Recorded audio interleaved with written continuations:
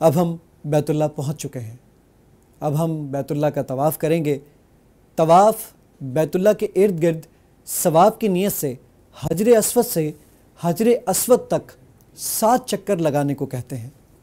پھر مقام ابراہیم پر 2 رکعت نماز ادا کرنا وہ بھی اس میں شامل ہے۔ ناظرین، طواف کی کچھ قسمیں ہوتی ہیں، جیسے طواف نفل، طواف قدوم، طواف افاضہ یا طواف زیارت یا طواف وداع۔ یہ 4 قسم کے طواف ہوتے ہیں۔ طواف نفل یہ احرام باندھے بغیر عام لباس میں بھی کسی بھی وقت کیا جا سکتا ہے۔ یاد رہے، حج یا عمرے کے علاوہ کسی بھی وقت طواف کرنا یہ طواف نفل کہلاتا ہے۔ طواف قدوم جب حاجی میقات سے احرام باندھ کر، خواہ وہ مدینے سے ذوالحلیفہ کے مقام سے احرام باندھ کر آ رہا ہے یا وہ اپنے ملک سے یعنی کسی سفر کے دوران میں حج سے جب وہ جہاز میں بیٹھ کر بیت اللہ تک پہنچ رہا ہے، تو اس کو طواف قدوم کہا جاتا ہے۔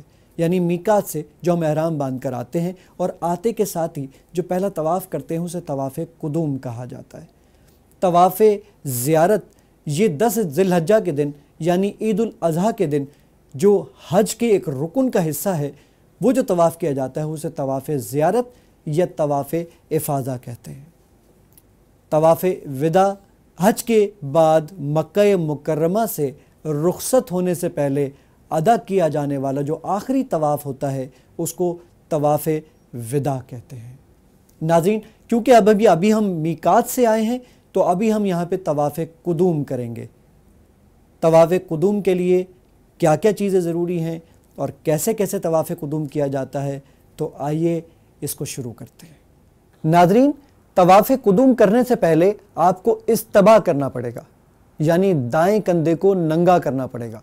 مردوں کو چاہیے کہ طواف قدوم شروع کرنے سے پہلے احرام کی چادر دائیں کندھے کے نیچے سے نکال کر بائیں کندھے پر اس طرح ڈالیں کہ دایاں کندھا ننگا ہو جائے۔ اس کیفیت کو ناظرین استباء کہا جاتا ہے۔ یہ عمل صرف طواف قدوم میں ثابت ہے۔ یہ بات یاد رہے کہ یہ صرف اور صرف طواف قدوم میں کرنا ہے، نہ طواف زیارہ میں کرنا ہے، نہ طواف وداع میں کرنا ہے، اور نفل طواف میں تو آپ ویسے ہی احرام کی حالت میں نہیں ہوتے۔ اور یہ بھی بات یاد رہے ناظرین کہ اسے صرف 7 چکروں تک برقرار رکھنا سنت ہے، اس کے بعد نہیں۔ یعنی بہت سارے لوگوں کو دیکھا گیا ہے کہ وہ استباء کر دیتے ہیں، اپنے کندھے کو ننگا کر دیتے ہیں اور اس کے بعد اسی حالت میں نماز پڑھ رہے ہوتے ہیں، جو کہ شرعاً جائز نہیں ہے، کیونکہ نماز کی حالت میں دونوں کندھوں کا ڈھکنا ضروری ہے۔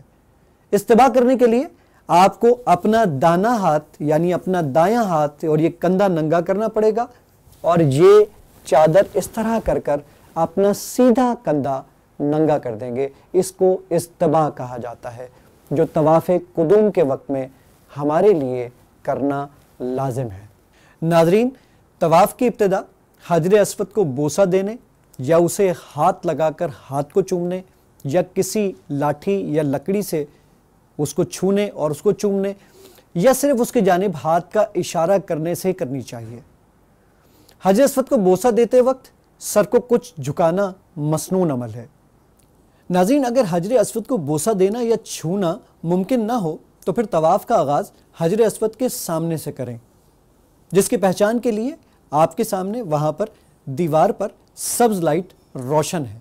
حجر اسود کی یہ بالکل سامنے کی علامت ہے، اور اس سبز لائٹ سے طواف کا آغاز اور اسی پر اختتام کریں۔ خیال رہے، رش اور بھیڑ میں حجر اسود کو بوسہ دینے سے آپ کو بھی تکلیف ہوگی اور باقی حاجی بھی اس تکلیف کا سامنا کریں گے۔ ایسی صورت میں صرف دور سے ہاتھ کا اشارہ کر دینا کافی ہوگا۔ یاد رہے، ایسی صورت میں ہاتھ کو چومنا درست نہیں ہے، یعنی آپ صرف اپنے ہاتھ سے اشارہ کریں گے اور کہیں گے اللہ اکبر۔ لیکن ابن عمر رضی اللہ تعالیٰ عنہ سے موقوفاً ایک اور حدیث ملتی ہے جس میں انہوں نے بسم اللہ بھی کہا، یعنی بسم اللہ اللہ اکبر۔ آئیے ہم بھی طواف کو شروع کرتے ہیں، اور طواف شروع کرنے کے لیے ہمیں کس کس چیزوں کا خیال رکھنا چاہیے اس کے متعلق بھی جانتے ہیں۔ طواف کرنے والے کو چاہیے کہ وہ اپنی دائیں طرف سے چلے اور بیت اللہ کو بائیں طرف کرے، یعنی بیت اللہ آپ کے بائیں طرف ہوگا اور پھر اس کے بعد آپ 7 چکر لیں گے۔ ایک طواف 7 چکروں کا ہوتا ہے اور ایک چکر حجر اسود سے شروع ہو کر حجر اسود پر ہی پورا ہوتا ہے، تو اس چیز کا خیال رہے۔ ہر چکر کے آغاز پر حجر اسود کو بوسہ دینا یا ہاتھ وغیرہ سے چھو کر ہاتھ کو چومنا یا اس کی طرف اشارہ کرنا یہ مسنون عمل ہے اور اس کو استلام کہتے ہیں، لیکن صرف اس نیت سے کہ یہ عمل مسنون ہے ہمیں یہ کرنا چاہیے۔ ناظرین، طواف کے 7 چکر آپ حتیم کے باہر سے لگائیں۔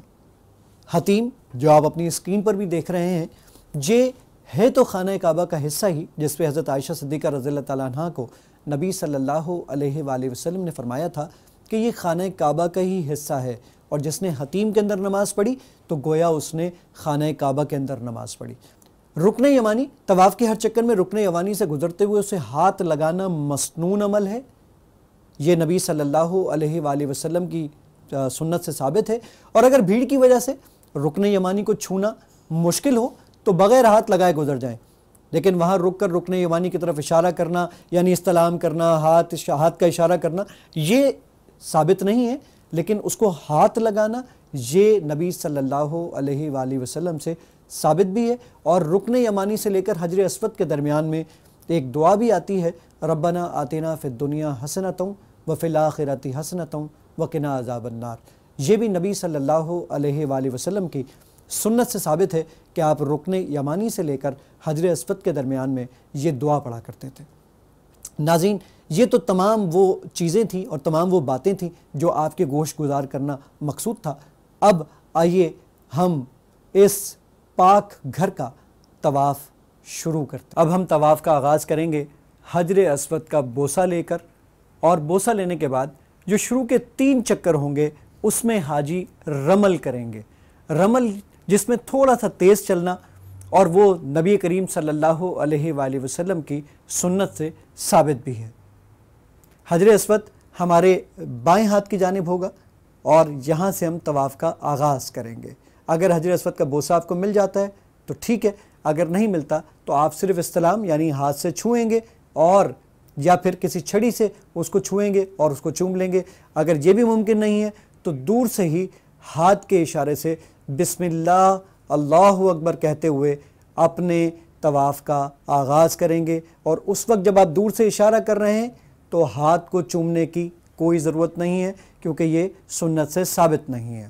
ناظرین، اب ہم اپنے طواف کا آغاز کریں گے حجر اسود کو بوسہ لے کر۔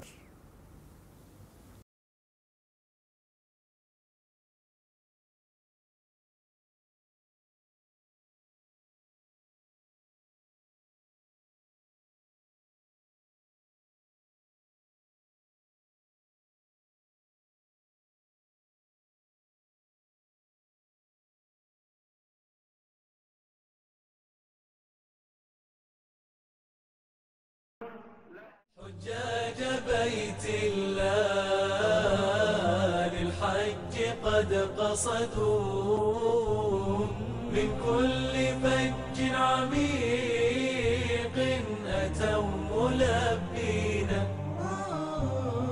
للمال والأوطان وأهلهم تركوا حجاج بيت الله للخير راجين الشوق يحملهم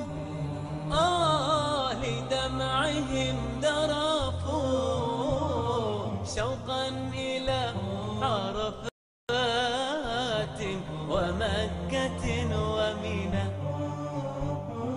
الشوق يحملهم لدمعهم ذرفوا شوقا إلى عرفات ومكة ومنى يا رب وفقهم لما إليه أتوا واغفر لنا معهم يا رب آمين يا رب وفقهم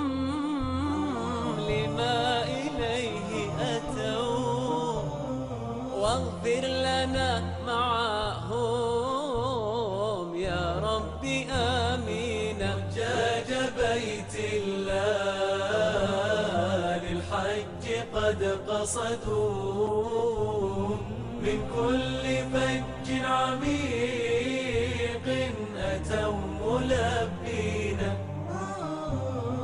للمال والأوطان وأهلهم تركوا حجاج بيت الله للخير راجين.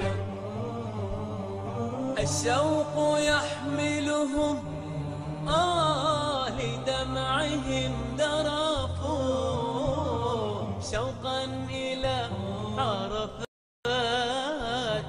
ومكة ومنى. الشوق يحملهم لدمعهم درفوا شوقا إلى عرفات.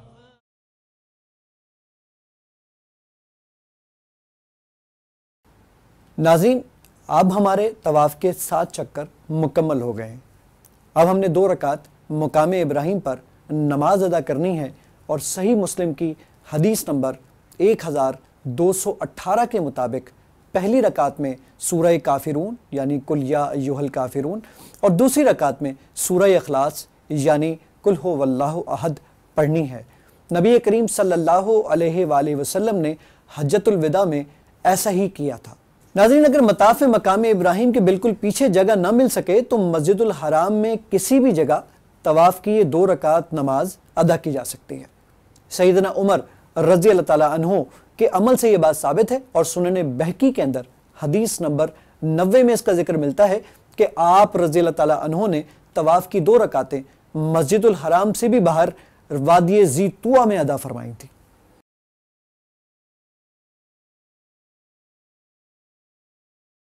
اللہ اکبر۔ للحج قد قصدوا من كل فج عميق أتوا ملبين للمال والأوطان وأهلهم تركوا حجاج بيت الله للخير راجين. الشوق يحملهم السلام علیکم ورحمۃ اللہ، السلام علیکم ورحمۃ اللہ۔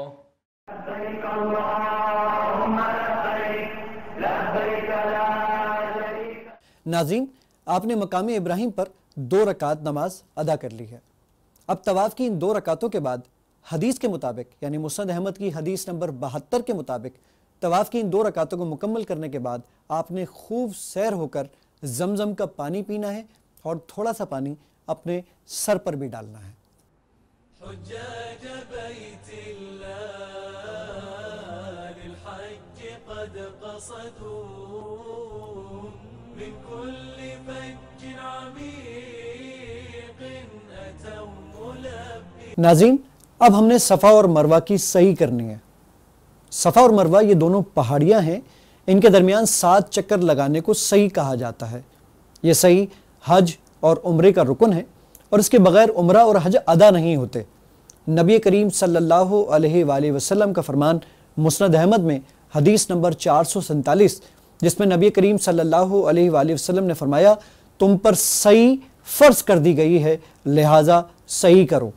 یعنی صفا اور مروہ کے درمیان میں ہم نے چکر لگانے ہیں۔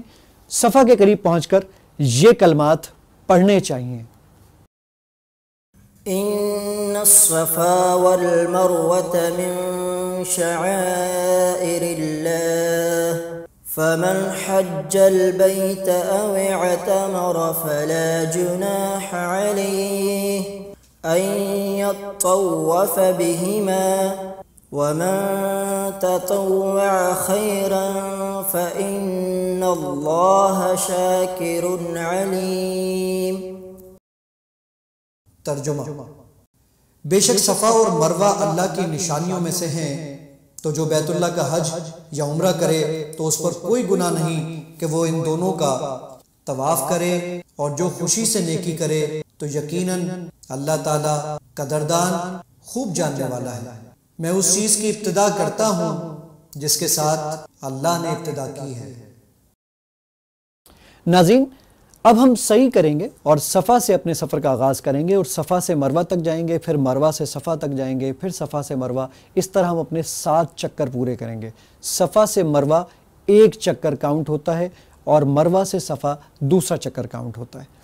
صفا پر چڑھنے کی کوشش کریں گے، اور صفا کے یعنی اس طرح صفا کے پر چڑھنے کی کوشش کریں گے کہ بیت اللہ نظر آ جائے۔ اگر نہیں نظر آتا تو ٹھیک ہے، کیونکہ حدود حرم کچھ اس طریقے سے بنا دی گئی ہیں کہ اب وہاں پر کام بھی جاری ہے، تو جس کی بنا پر بہت سارے مواقعوں پر ہم صفا اور مروہ پر پہنچ کر خانہ کعبہ کو نہیں دیکھ سکتے۔ تو اگر ممکن نہیں ہے تو کوئی مشکل بات نہیں ہے، اور صفا پر آپ پہنچ کر وہاں پر 3 مرتبہ اللہ اکبر، اللہ اکبر، اللہ اکبر کہیں گے، اور اس کے بعد یہ کلمات 3 مرتبہ دہرائیں گے۔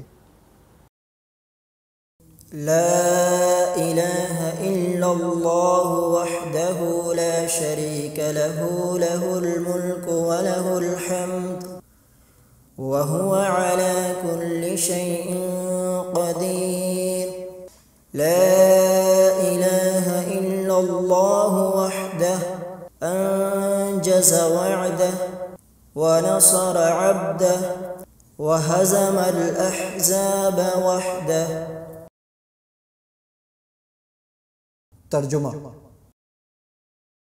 اللہ کے سوا کوئی سچا معبود نہیں، وہ اکیلا ہے، اس کا کوئی شریک نہیں، بادشاہت اور تعریف اسی کے لیے ہے، اور وہ ہر چیز پر خوب قادر ہے۔ اللہ کے سوا کوئی الہ حق نہیں، وہ اکیلا ہے، اس نے اپنا وعدہ پورا کیا، اپنے بندے کی مدد فرمائی، اور اس اکیلے نے کئی لشکروں کو شکست دی۔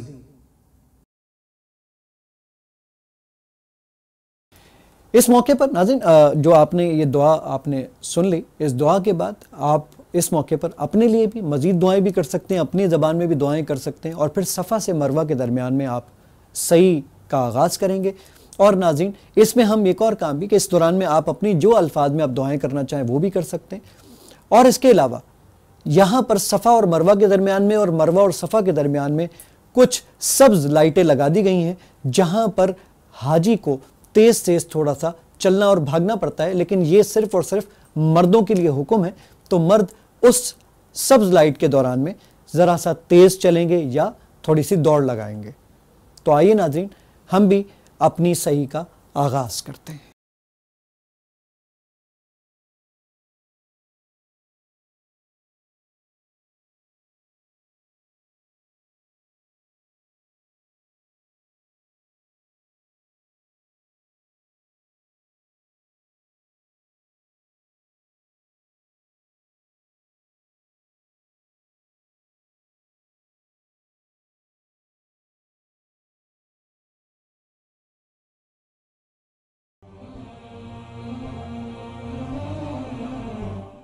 حجاج بيت الله للحج قد قصدوا من كل فج عميق أتوا ملبين للمال والأوطان وأهلهم تركوا حجاج بيت الله للخير راجين الشوق يحملهم لدمعهم ذرفوا شوقا إلى عرفات ومكة ومنى الشوق يحملهم لدمعهم ذرفوا شوقا إلى عرفات ومكة ومنى يا رب وفقهم